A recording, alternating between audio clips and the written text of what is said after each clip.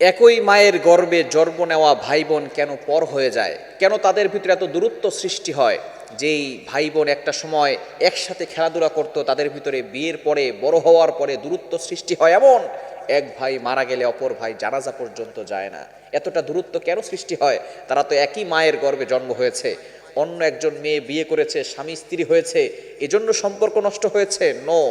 এই সমস্যার সবচেয়ে বড় যেটা, সেটা হলো ভাই বোনের এই সবচেয়ে বেশি দোষ।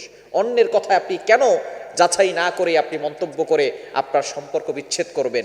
এক নম্বর কারণ হচ্ছে ভাই বোনেরই দোষ, যার কারণে তাদের সম্পর্ক টিকে থাকছে না। দ্বিতীয় নম্বর কারণ হচ্ছে সম্পদের লোভ।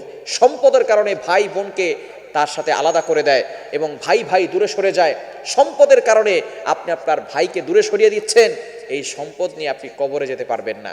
যেই সম্পদের কারণে আপনার বোনের সাথে সম্পর্ক বিচ্ছিন্ন করেছেন, এই সম্পদ নিয়ে আপনি কবরে যেতে পারবেন না। সুতরাং ভাই বোনের সম্পর্ক হচ্ছে মধুর সম্পর্ক, তাদের সাথে ভালো ব্যবহার করুন।